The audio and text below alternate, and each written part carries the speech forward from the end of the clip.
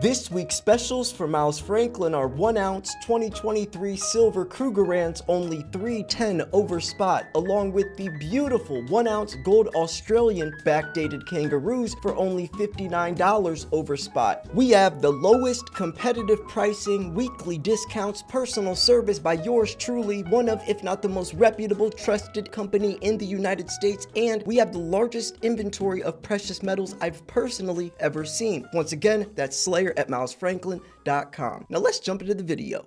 Yesterday, I made a video talking about why this week is extremely important for precious metals, notably because of the meeting on Wednesday and also what's going to be occurring tomorrow, May 3rd. So we're going to break down what happened yesterday, how that affected the price of silver, and what we should be expecting in the near future. Silver sheds 1.8% and gold is down 1% after Fed call. The prices of the white and yellow metal retreated on Thursday following the Federal Reserve's two-day policy meeting, during which the officials decided to keep interest rates steady at 5.25% and 5.5%. Federal Chairman Jerome Powell underlined that, quote, further progress on inflation is not assured, end quote, stressing that the central bank will not ease its policy until officials have greater confidence that inflation was moving sustainably down to its 2% objective. The comments appeared to have weakened investors' appetite for safe haven assets, with all eyes on non-farm employment data expected on May 3rd.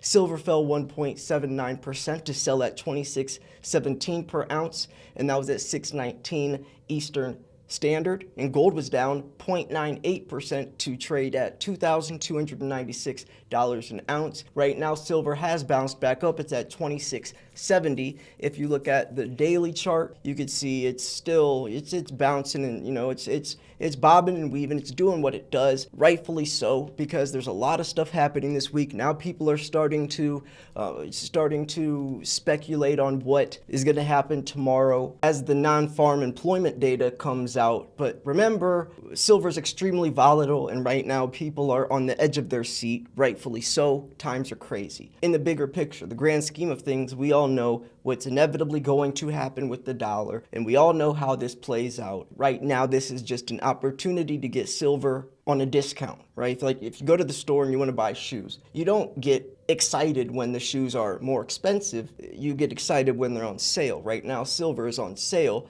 and we don't know for how much longer, especially given a lot of different situations that we could break down in this video. We might cover these. Is the COMEX showing an impending price spike in silver? But I did want to go a little deeper into what happened yesterday at this meeting. Federal Chairman Jerome Powell, further progress on inflation is not assured. So United States Federal Reserve Chairman Jerome Powell said Wednesday that although inflation, quote, is easily sustainable over the past year, further progress on inflation is not assured and the path is uncertain, Powell said at press conference, while noting that the Fed is highly attentive to inflation risks.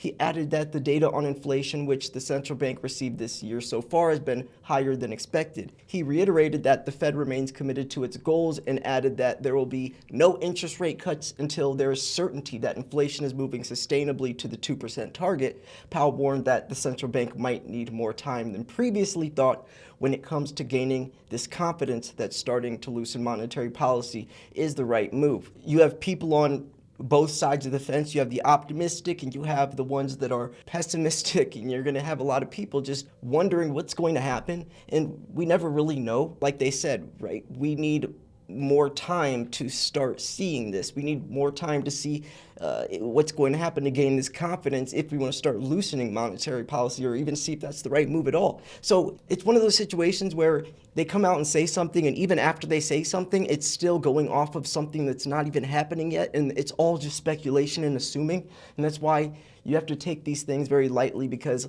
next, even on tomorrow, May 3rd, the next, meeting that comes out, these, the non-farm employment stuff is going to also affect the price and affect people. And people are just so heavily or emotionally invested, and that's very dangerous. So that's why silver stackers kind of have this luxury of, we could just buy the metal. We know it's undervalued. We know it's cheap right now. Just hold on to it. It's not like we're marginal trading. It's not like we're going in stocks and trying to do all this stuff and paying attention to each market day by day, minute by minute.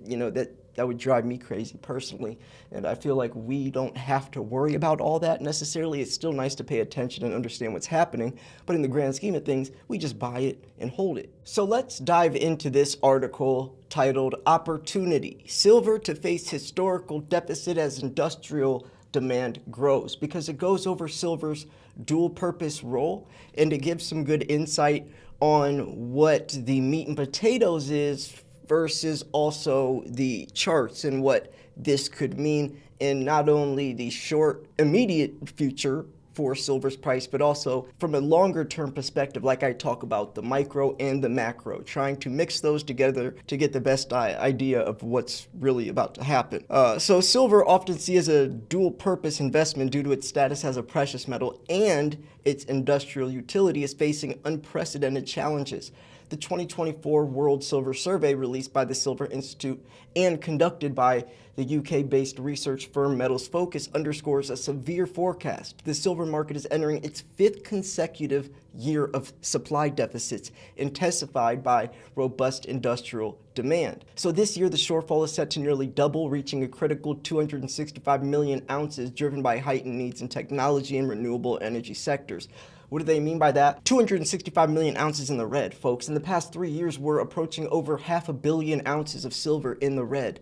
The surge in industrial demand, notably from the solar energy sector, is stark. Silver's role in PV cells, photovoltaics, which is solar panel production, has led to an additional demand of 120 million ounces annually since 2019, coupled with increases in other green energy initiatives like power grid enhancements. Automotive electrification and demand for silver has not just increased, it has transformed market dynamics. Conversely, the supply side is faltering. Challenges such as diminishing ore grades, escalating operational costs, and strained supply chain are starkly evident. This global inventory struggles to keep pace with surging demand, pushing the market further into a supply deficit. Despite these shortages, investment demand for silver has dipped, with physical bar and coin purchases falling about 13% to 212 million ounces this year, which is still, and I've talked about this a lot actually. I feel like a lot of people, they don't look at supply or they don't look at industrial demand the same way they look at investment demand.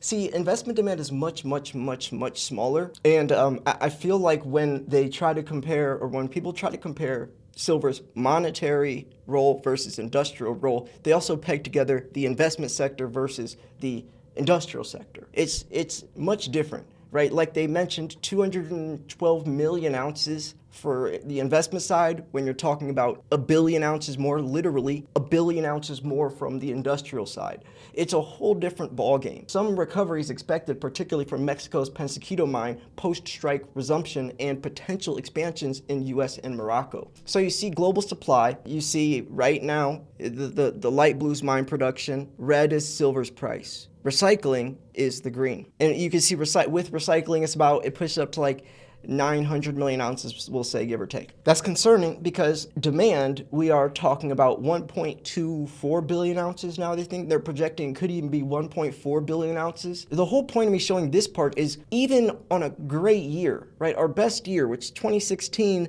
looks like we pulled a little over a billion ounces. That's still not even breaking even, really. So we're in a situation where the most we can really pull out of the Earth's crust is about 800 million ounces, 810 million ounces, then adding on recycling and other things, it might go a little higher. The demand is only going to increase, like solar panel production increased like 50% from last year.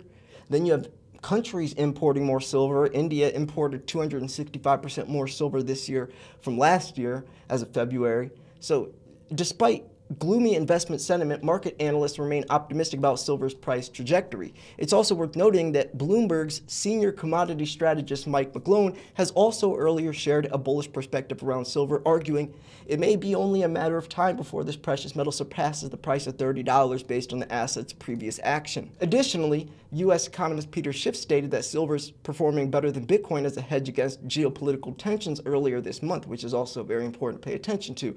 The ongoing and deepening supply-demand imbalance suggests a bullish future, with some analysts forecasting that silver prices could double or triple in the coming years. And I definitely think it could as well. And another interesting point about silver being a better hedge than Bitcoin from geopolitical tensions, because if we're talking about like an EMP or the power grid shutting down, right? because some people were saying like that weather balloon that China released, it was actually, it wasn't spying on us. It was trying to see if it could go above our sense, or I don't know how they worded it, but if it could go high enough in the air to where we couldn't detect it, but it was still able to send like an EMP, which would shut down our power grid and take weeks to come back online. Well, if we're talking about something where internet doesn't work, you could have all the Bitcoin in the world, but do you really have anything? No. See, there's a reason why preppers, and even like, you know, if you watch any type of movie about any type of apocalyptic event, not saying that we will reach that, but just even if you're not preparing, you're still preparing. You're just preparing to fail. You have to be ready, and precious metals, the tangible thing, is what you have to be thinking about realistically. Like, for someone to say, I'd rather have all my money in Bitcoin as I prepare, as we know times are getting worse and nukes are going on, I'd rather have my money on a digit on a screen. No, that's silly. That is silly. You could have that as well. You could diverse and branch off into both, which I recommend, but you have to have the foundation. You have to have precious metals, physical. Not even talking about silver's price potentially rising, which we know it will, like they just said, double, triple in the next coming years. That's fine. That's awesome if it does. But regardless of what the price does, it's not always about the price tag attached to it. It's the 1 ounce of silver inside of it. That's the important part, because that 1 ounce inside of it, that's real money. It always has been and always will be. So right now, this points to a significant window of opportunity for investors and industry stakeholders to capitalize silver's increasing indispensability in sustainable technologies. And yeah, I mean, there's going to be a point in time where big tech needs silver, but there's not enough of it. The industry needs silver, there's not enough of it, and who has it is going to benefit the most in terms of price, because producers will turn to the consumers, and the consumers will turn to the producers, right? The people like you and I that want the silver will be able to sell it to the people that need the silver because they need it. They need it. Do you think they're just going to stop making Teslas? Because no, they will pay the price. They will. They have to. They always will. New iPhones are always going to continue to get made. Military weapons are always going to be made. They need the silver. We don't need it. But when we own it, and then the scarcity shrinks down into a point where in time where it comes, okay, well, now the silver shortage isn't just some not even a myth, not even saying we know it's real, but now we're coming to a point where it's like they literally cannot get their hands on silver, or there's a situation where Elon Musk, this is not saying Elon would say this, but this is an example. Elon would have to halt the amount of Teslas, or cut back the amount of Teslas because they don't have enough silver, or having to put a halt to the Green New Deal, or push back zero net emissions by the year 2050 to 2060 because we have to cut back the amount of solar panels because we don't have enough silver to produce all these, or the mandated amount that we already put in, that already haven't set in place. See what I'm saying?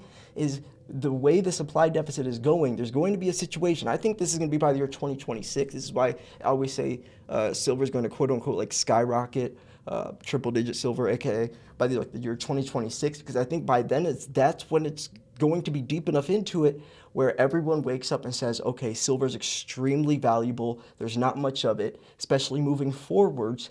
We're going to need more of it. And we're talking about supply deficits that are unfixable.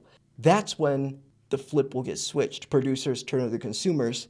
The people like you and I that want the silver will be able to sell it to the people that need the silver and set the price. So anyways, so they go into the RSI and stuff. I don't want to go into that. So while silver grapples with severe deficits and declining investor interest, robust industrial demand, particularly from sectors driving towards sustainability, offers a silver lining. The potential for significant economic returns makes this an opportune moment for investors in the silver industry. So anyways, yeah, I think this was a great article. Let me know what you think about the meeting yesterday. What you think silver's doing. Do you love it? Do you hate it? Also, let me know what you think tomorrow is going to have in store in terms of what this is going to do to silver's price. Because remember, May 3rd, tomorrow, we have the non-farm employment data, which will be coming out. And yeah, I'm about to be jumping out of an airplane in exactly 3 hours. I'm going skydiving in 3 hours from now. So by the time you're watching this video, I hopefully will still be alive. But The way they worded it was so crazy. Like, I had to watch the video and sign the waiver, and they said, by signing this waiver, you accept that you're accepting the possibility of death for the thrill of tandem skydiving. I was like, what a great way to word that. Thank you so much for wording it like that. Like, that was the worst way you could word something, but I guess it gets the point across, though.